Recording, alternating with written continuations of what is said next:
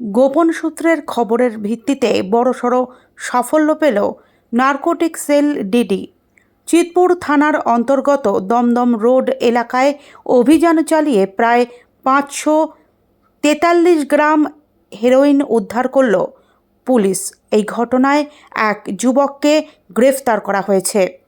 Police সূত্রে জানা গিয়েছে, অভিযুক্তের কাছ থেকে তাপ সিল করা স্বচ্ছ পলিথিনের পাউচে রাখা বাদামি ও সাদা রঙের গুঁড়ো ও দানাদার মাদক উদ্ধার হয়।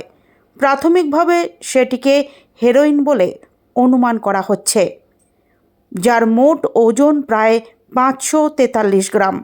ধৃত ওই মাদক নিজের কাছে রাখার কোনো বৈধ ব্যাখ্যা দিতে পারেনি। 17 জানুয়ারি ভোর 4:06 নাগাদ দমদম রোডের 7/14 নাম্বার পরমা পার্লারের সামনে উত্তর দিকের ফুটপাত থেকে তাকে গ্রেফতার করা হয়।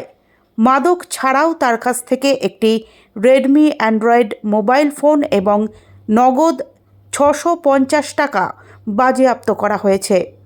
প্রাথমিক জিজ্ঞাসাবাদে ধৃত জানিয়েছে সে নদিয়ার পলাশী এলাকা থেকে এসেছিল এবং দক্ষিণ 24 পরগনার খাড়িবেড়িয়ায় ওই মাদক পৌঁছে দেওয়ার উদ্দেশ্যে যাচ্ছিল।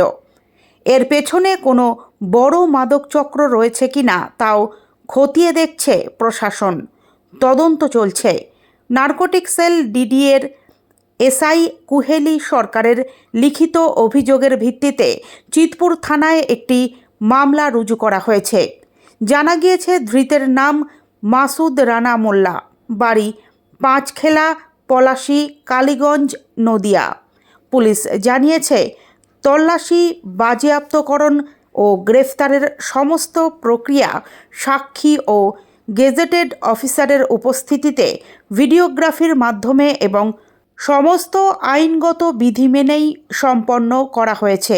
আজ ধৃতকে আলিপুরের বিশেষ এনডিপিএস আদালতে পুলিশ রিমান্ডের আবেদন সহ পেশ করা হবে।